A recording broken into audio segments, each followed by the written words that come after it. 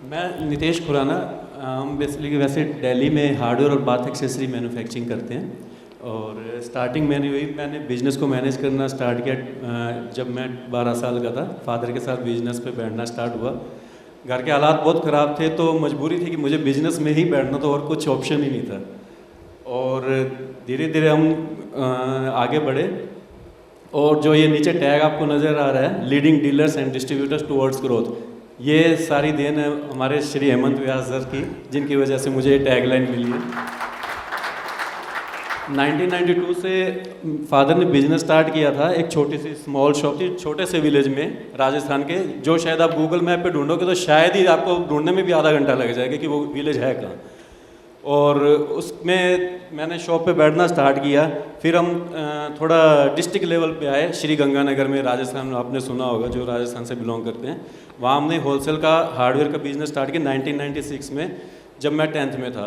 तब मैंने शॉप पे बैठना स्टार्ट किया 14 ईयर की एज में, कम्प्लीटली बिजनेस हैंडल करना स्टार्ट किया। और उसके बाद साथ साथ स्टडी भी चलती रही और साथ साथ बिजनेस भी चलता रहा। और 2003 में जब मेरी ग्रेजुएशन हो गई, फिर हम दिल्ली शिफ्ट हुए। पापा का था कि चलो अब बेटा बड़ा हो गया, अब कुछ बिजनेस में एक्सपेंशन लाना है, अब दिल्ली चलते हैं, छोटे शहर में इतना कुछ नहीं होगा। 2003 में फिर हम दिल्ली शिफ्ट हुए। वहाँ हमने एक ब्रांड को ट्रेडमार्क रजिस्ट्रेशन कराया पेट्रो के नाम से। तब से हमारी ये जर्नी स्टार्ट हुई पेट्रो से रिलेटेड। और जॉब वर्क पे हमने मटेरियल तैयार करवाना स्टार्ट किया, मार्केटिंग की खूब, हर डिस्ट्रिक्ट, हर शहर, हर गांव में मैं घूमा, मार्केट की प्रोडक्ट इंट्रोड्यूस करवाए हर जगह। 2017 में फिर हमने इन हाउस मैन्युफैक्चरिंग स्टार्ट की। और 2024 में मैंने फिर जब एक्सपेंशन का माइंड में आया, तब मुझे समझ आया कि अकेला मैं नहीं कर पाऊँगा, क्योंकि अब तक जितना बिजनेस मैंने कर लिया ठीक है, अकेले अपने दम पे किया। 10 लोग, जब मैंने टीम हायर की, 10 लोग हायर किए, तब मुझे समझ आया कि मैं 10 लोगों का काम खुद कर रहा था। पहले मुझे खुद ऐसे प्राउड फील होता था कि मैं वन मैन आर्मी हूँ, मज़ा आ गया, मेरे जैसा कोई नहीं है। लेकिन बाद में मुझे एहसास हुआ कि ये इससे आगे बढ़ाने में बहुत मुश्किल देगा, इसके लिए हमें टीम तैयार करनी है। तो 2024 में मैंने स्ट्रॉन्ग फाउंडेशन और टीम बिल्डिंग पे वर्क स्टार्ट किया। और 2025 में हमने फिर एक्सपेंशन मोड में आए, तो एक मैन्युफैक्चरिंग यूनिट भिवाड़ी में भी हमने और लगाया। एमएमपी से पहले मेरी भी सोच ऐसी थी जैसे आप सबकी है कि B2B से, जो B2B में है उनको जानते होंगे, वो रिलेट कर सकेंगे कि कस्टमर लो प्राइस मांगता है और हाई क्रेडिट टाइम मांगता है। तो मेरी इंडस्ट्री में क्या चलेगा, वीडियो बनाऊं, मार्केटिंग करूं, कस्टमर को तो लॉजिकल कस्टमर है, उसको एक ही चीज़ चाहिए, भाई प्राइस क्या है, रेट सस्ता देगा कि नहीं, उधारी कितनी देगा। मेरा माइंडसेट भी यही था। हेमंत सर से जब मैंने क्लास ज्वाइन की तो मेरा पहला क्वेश्चन यही था कि मैं मार्केटिंग में करूँगा क्या। और ओनली एक ही डिफ्रेंशिएट हम करते थे प्रोडक्ट को लेके कि हम क्वालिटी बहुत अच्छी बनाते हैं। अच्छा, मैं आप लोगों से पूछना चाहूँगा, जो आप लोग प्रोडक्ट बनाते हैं, कितने लोग ऐसे जो बहुत अच्छा प्रोडक्ट बनाते हैं, जिनका प्रोडक्ट बहुत अच्छा है? सबका है। सपोज करिए आप सभी एक ही प्रोडक्ट बना रहे हैं, मान लीजिए आप कुछ भी, चलो मोबाइल फ़ोन बना रहे हैं, सभी एक ही प्रोडक्ट, और सब अपने आप को अच्छा कह रहे हैं। कौन ऐसा कह रहा है कि मैं ख़राब प्रोडक्ट बनाता हूँ? कोई भी नहीं। तो मैं आपसे ही क्यों लूँ? सभी तो अच्छा बना रहे हैं। और यही हम कर रहे थे गलती। मेरा प्रोडक्ट अच्छा है, प्राइस कम है, मेरे जैसे 20 हो रहे हैं, 50 हो रहे हैं, 100 हो रहे हैं, हम कैसे डिफ्रेंशिएट कर रहे हैं अपने आप को? तो ये मार्केट में सबसे बड़ा चैलेंज आ रहा था। और अपने आप में भी मैंने बहुत चेंजेज पाए हैं इस कोर्स के बाद। कभी मैंने लाइफ में वीडियो रिकॉर्ड नहीं की थी। फर्स्ट वीडियो मैंने सिर्फ हेमंत सर के कहने पे रिकॉर्ड की, क्योंकि मुझे सिर्फ यही था कि B2B में वीडियो क्या बनाऊंगा। कस्टमर को सब कुछ तो पता है, जैसे हार्डवेयर प्रोडक्ट का बिजनेस तो सबको पता है कि हार्डवेयर में क्या है, क्या गेज है, क्या साइज है, क्या करूँगा मैं बना के। लेकिन सर ने मुझे डीपली उनको एनालाइज करना सिखाया कि उनके पेन पॉइंट समझो, उनके पेन क्या हैं, उनके डिज़ायर्स क्या है, उनके फ्रस्ट्रेशन क्या है, उन पर आप वीडियो बनाओ। तब मुझे समझ आया। सर ने कहा, फिर ये एक इंट्रोड्यूस करवा दिया ICP। मैं कहा ये ICP कौन सी मिसाइल आ गई है, क्या है ICP, कभी सुना ही नहीं। तो आइडियल कस्टमर प्रोफाइल, हमने कभी इस बारे में सोचा नहीं कि कस्टमर को इतना हमें नज़दीकी से सोचना है। उसको हमारा ये होता था कि हम अगर 100 कस्टमर्स को बेचना है तो सबको ही बेचना हमने प्रोडक्ट। कुछ ऐसा नहीं था कि मेरा कस्टमर कौन सा है, आपको ज़रूरत है मैं आपको दूंगा ना, इनको ज़रूरत नहीं मैं क्यों बेचूंगा। जेंट्स सूट है जेंट्स को देंगे ना, लेडीज़ को क्यों देंगे, लेडीज़ सूट जेंट्स को क्यों देंगे, वही डिफ्रेंशिएट नहीं कर पा रहे थे हम। तो ये सब चीज़ें इनके कोर्स से हमें, सर के कोर्स से हमें पता लगी। और how to do marketing, marketing budget लगा रहे थे, स्पेंड कर रहे थे, लेकिन पता ही नहीं मार्केटिंग करनी क्या है, किसको पिच करना है, क्यों करना है, कब करना है और कहाँ करना है, कैसे करना है, कुछ भी नहीं पता था। बस पैसा लगा दो, मार्केटिंग में पैसा जला दिया, रिजल्ट नहीं आया, छोड़ो यार, ये अपने बस का काम नहीं है, अपने मैन्युफैक्चरिंग में ध्यान दो और खुद डायरेक्ट सेल करो। और AI टूल्स की तो कोई नॉलेज ही नहीं थी। सर के कोर्स से पहले मैंने ChatGPT इंस्टॉल किया, देखा, मैंने कहा ठीक है गूगल की तरह बता देता है, ठीक है अनइंस्टॉल कर दिया, मेरे कोई काम का नहीं है। लेकिन जब सर का कोर्स किया तब मुझे पता लगा कि ChatGPT के बिना तो हम आगे नहीं बढ़ सकते। कस्टमर के पेन पॉइंट्स को कभी हमने इतना डीपली सोचा ही नहीं था। ICP के बाद हमें पता लगा कि हमने किस कस्टमर को प्रोडक्ट देना है और किसको नहीं बेचना। जिसको नहीं बेचना उस पर हम 10 कस्टमर्स में की जगह हमें सिर्फ 4 को बेचना है। जो 6 पर हम एनर्जी वेस्ट कर रहे थे उससे अच्छा हम 4 को और ज़्यादा सर्व करें, वहाँ एनर्जी लगाएं। तो ये हमें सबसे बड़ा बेनिफिट हुआ ICP तैयार करने का। प्रॉफिट मार्केट डिस्कवरी की हमने कि कैसे कौन से कस्टमर हैं जो लॉयल हैं, टाइम पे पेमेंट दे रहे हैं, हमारी कंडीशन पे काम कर रहे हैं, और उन पे फोकस करो, उनको और ज़्यादा सर्व करो, रैदर देन कि हम ऐसे कस्टमर को दें जिनको सस्ता चाहिए या जिनको कोई क्वालिटी से मतलब ही नहीं है। ये चीज़ें हमें क्लियर हुई और उसी के अकॉर्डिंग हमने फिर कंटेंट बनाने स्टार्ट किए, वीडियो रिकॉर्डिंग हमने स्टार्ट की। ये मैंने कुछ वीडियोस ऐसे बनाई हैं, ये चलाओगे प्रतीक?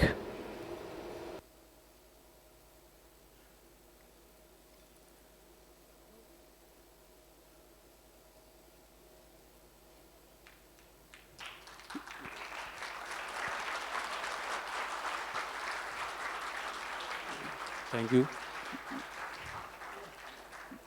मेरी जो वीडियो मैंने कभी लाइफ में नहीं बनाई और जो ये कॉन्फिडेंस मुझे आया वीडियो बनाने का वो सिर्फ हेमंत सर की वजह से आया। कोई भी सर एक वीडियो आप अगर प्ले कर पाएँ।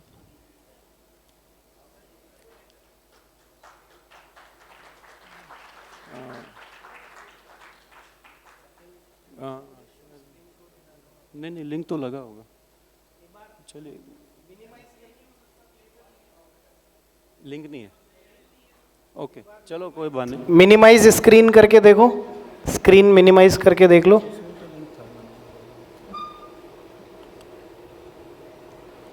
हो सकता है वो डाउनलोड के टाइम पे वीडियो डाउनलोड नहीं हुआ है। एनीवेज आपको ग्रुप में भेज देंगे नीतीश जी का ये वीडियो। वाली तो मैंने शायद ग्रुप में डाली भी थी लास्ट वाली, जब मोदी जी ने बोला था कि गोल्ड की खरीदारी मत करो। एसडीएम ग्रुप में भी डाली थी, शायद आपने देखी हो या आप उसको देख सकते हो, ग्रुप में होगी।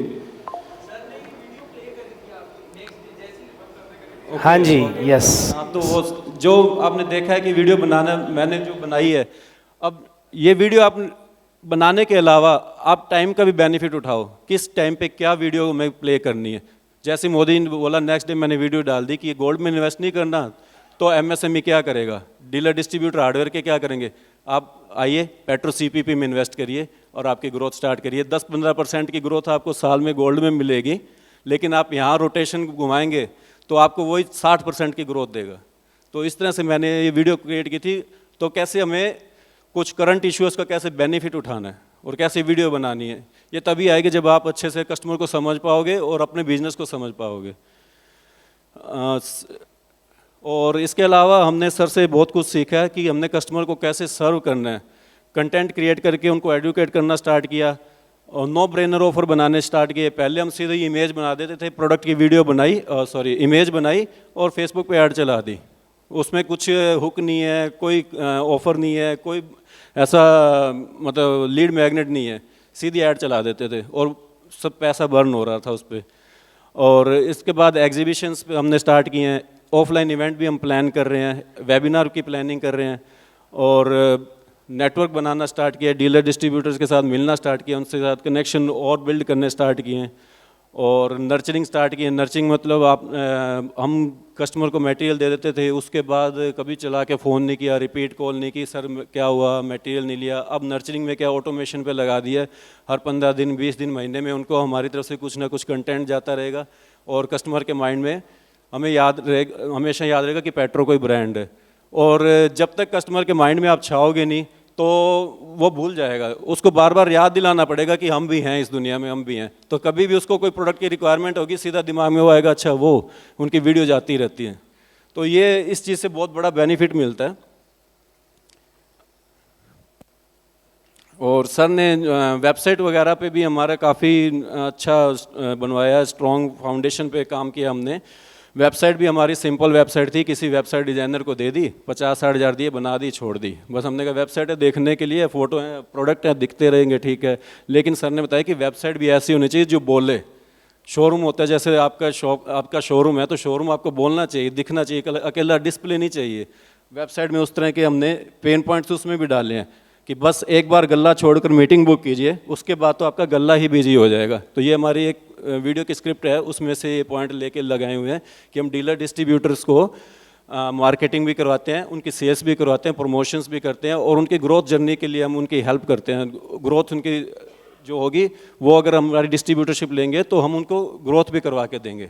तो उसमें से कुछ पॉइंट वेबसाइट पे दिए गए हैं ताकि कोई हमारे बारे में सर्च करे, उस पर देखे तो वो एकदम से कनेक्ट हो जाए। ब्रोशर जो है, ब्रोशर हमने बनाना स्टार्ट किया। प्रोडक्ट कैटलॉग सभी बनाते हैं। बेसिकली क्या होता है, अबाउट अस और विजन। विजन भी क्या होता है, जो प्रिंटिंग वाले ने बना दिया उसको पढ़ लिया, बस ठीक है बना दे, हमारा विजन से उससे कोई लेना देना नहीं होता। प्रिंटिंग प्रेस वाले को बोल दिया भैया तू बना दे कंटेंट जो बनाना है, पहले ऐसा ही होता था। और अब क्या, अब हमने अपना विजन जो है वो उसमें मेंशन किया है, और अबाउट अस में अपनी स्टोरी टेलिंग की है। जो कंपनी प्रोफाइल है वो भी अब बोल रही है, कोई पढ़ेगा उसको देख के कनेक्ट करेगा कि ये कंपनी प्रोफाइल, ये कंपनी अच्छी है, इससे मुझे जुड़ना चाहिए। और ये सारी चीज़ें जो हमें मिली हेमंत सर ने जो सिखाई हैं, उससे पहले की कैटलॉग और अब की कैटलॉग में ज़मीन आसमान का फ़र्क है। जो सर बताते हैं 100 CR सेल फ्रेमवर्क, वो कैटलॉग वेबसाइट हर जगह यूज़ किया हमने। और उसके अलावा सर से हमने टीम बिल्डिंग और जो सर अभी रिलेशनशिप की बात कर रहे थे उस पर भी हमने काम स्टार्ट किया। टीम के कनेक्शन बनाने स्टार्ट किए, उनको लेकर गए, ये ट्रिप पर लेकर गए, घुमाने ले गए, ताकि उनके आपस में बॉन्डिंग हो, एक फैमिली वाला माहौल आए, तभी वो काम कर पाएंगे। विज़न के साथ अलाइन किया। और सबसे बड़ी बात, आपको कंपनी में कल्चर क्रिएट करना बहुत ज़रूरी है, क्योंकि कल्चर एक ऐसी चीज़ है जो आपकी कंपनी में जादू भी कर सकती है और कल्चर जो है वो बदबू भी कर सकता है। एक ख़राब मछली अगर आपके तालाब में आ गई, वो पूरा पानी गंदा और सब मछली को गंदा करेगी, उसको निकाल के फेंकना ज़रूरी है। कल्चर पे सबसे ज़्यादा ध्यान देना ज़रूरी है आपको। टीम के साथ विजन अलाइनमेंट ज़रूरी है। मैं जब सर का कोर्स स्टार्ट किया था, सर ने सुबह 7 बजे मीटिंग स्टार्ट की, और 2-3 दिन सर की रहती थी, और 4 दिन बाकी हमारा सारी टीम मेंबर्स की मीटिंग रहती थी। तो मेरे लाइफ पार्टनर वाइफ की जो यही होती थी कंप्लेंट की, सुबह सुबह लैपटॉप खोल के बैठ जाते हो 7 बजे, डेली बैठते हो, और हमारे लिए तो आपके पास टाइम ही नहीं है, उसके बाद ऑफिस निकल जाते हो, 8-9 बजे ऑफिस से आते हो। तो मैंने कहा मुझे 1 साल दे दो। सर ने बोला कि आप 1 साल दे दो डेडिकेटेड मुझे। तो मैंने कहा मुझे 1 साल डिस्टर्ब मत करो, उसके बाद मैं फ्री हूँ। और फिर उसके बाद ऐसे हुआ, जो गोवा में हमारा फैमिली मीटअप हुआ, वहाँ पे उनका थोड़ा माइंडसेट चेंज हुआ। एक दिन मैं इनको ऑफिस ले गया, ऑफिस गए, वहाँ पर देखा मुझे काम करते हुए, विजन वगैरह से लाइन हुए, तो उनकी सोच बदल गई। वो शिकायतें जितनी थी सब खत्म होगी, और उन्होंने कहा ठीक है अब से मैं भी आपको सपोर्ट करूँगी, मैं भी ऑफिस आया करूँगी। तो तब मुझे ये एहसास हुआ कि मतलब मेरे लाइफ पार्टनर जो सबसे मेरे करीब है, उसको ही नहीं पता मैंने जाना क्या, मेरा विज़न क्या है, तो हम टीम से कैसे एक्सपेक्ट करें कि वो काम कर लेगी हमारे बिना। तो टीम का विज़न अलाइन होना बहुत ज़रूरी है। टीम हमारे इतनी करीब नहीं है जितना हमारा लाइफ पार्टनर है, जब उनकी सोच इतनी बदल सकती है। अगर हम टीम के साथ विजन अलाइनमेंट करेंगे तो वो कहाँ के कहाँ पहुँचा सकती है टीम कंपनी को। और टीम के लिए भी हमने सर्व स्ट्रेटेजी के अकॉर्डिंग नर्चरिंग उनके वो स्टार्ट किए हैं, जो ट्रिप्स वगैरह। और एमएमपी के बाद मुझे ये बेनिफिट मिला कि कस्टमर क्या चाहता है, उसकी प्रॉब्लम क्या है, उस पर वीडियो बनाना। एआई से वीडियोस हमने बनानी स्टार्ट की हैं, और ये भी एक हमने रिसेंट वीडियो बनाई है। अगर सर ये देखना, अगर ये प्ले हो पाए तो इसमें काफ़ी कुछ अलग चीज़ें ऐड की गई हैं।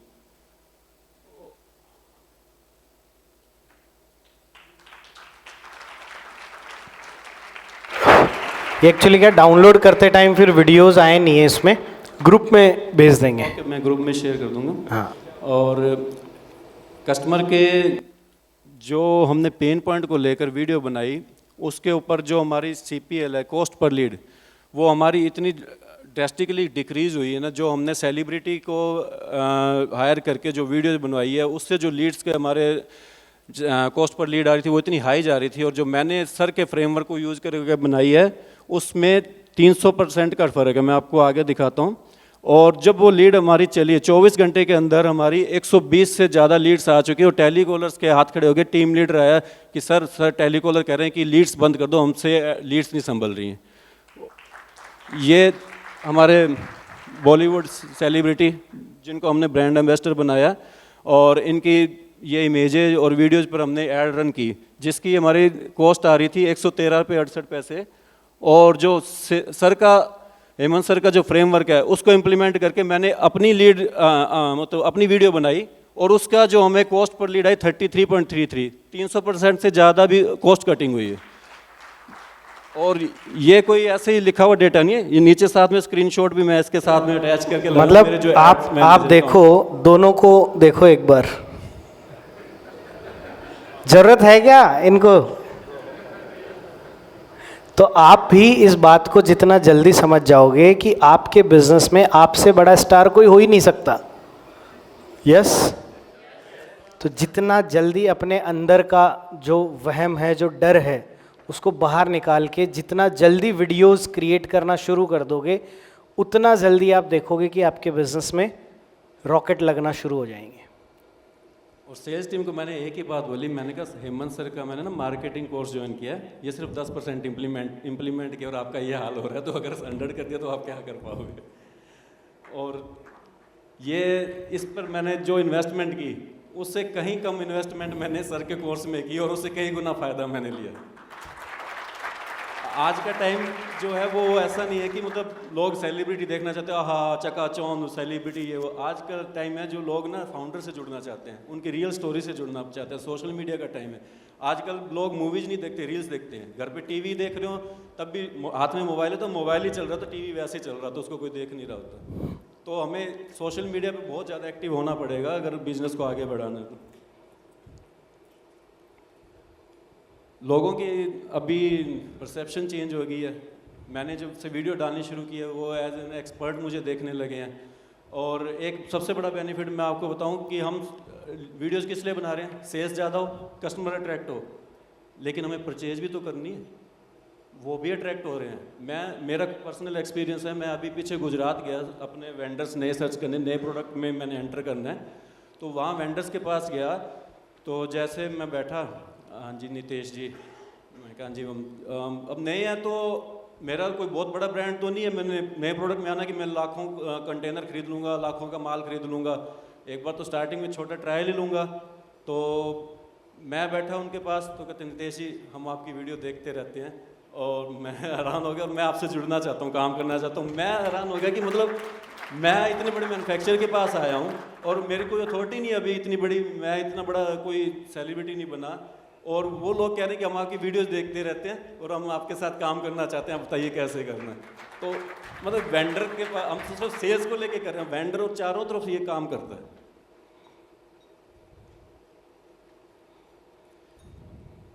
मुझे अब बिजनेस को जो 10x करना है ना, वो यहीं से होगा। जो चीज़ें हमने सीखी हैं कस्टमर्स के पेन पॉइंट पर जब हम काम कर रहे हैं तो कस्टमर भी हमसे जुड़ना चाहेगा।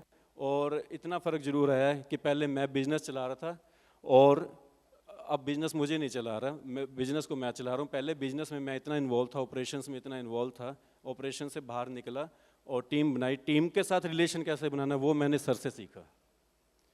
और फर्स्ट ऑफ ऑल तो मैं ये कहना चाहूँगा सर, कुछ भी स्टार्ट आप सीख रहे हैं उसको इम्प्लीमेंट करना ज़रूरी है, और इम्प्लीमेंट से पहले विजन अलाइनमेंट बहुत ज़रूरी है। ट्रेन योर ब्रेन, अपने दिमाग को बहुत आपको ट्रेन करना पड़ेगा कि मुझे ये करना है, और लेज़र शार्प फोकस होना चाहिए आपका आपके गोल पर। आपका कितने लोग हैं ऐसे जो चाहते हैं कि ठीक है मैं चाहता हूँ कि मेरी कंपनी 100 करोड़ बने या 1000 करोड़ बने, मतलब जो भी आपका विजन है, जो भी गोल है, कितने लोग चाहते हैं कि मैं चाहता हूँ मैं यहाँ पहुँचना चाहता हूँ और इस माइंडसेट से मैं पहुँचूँगा।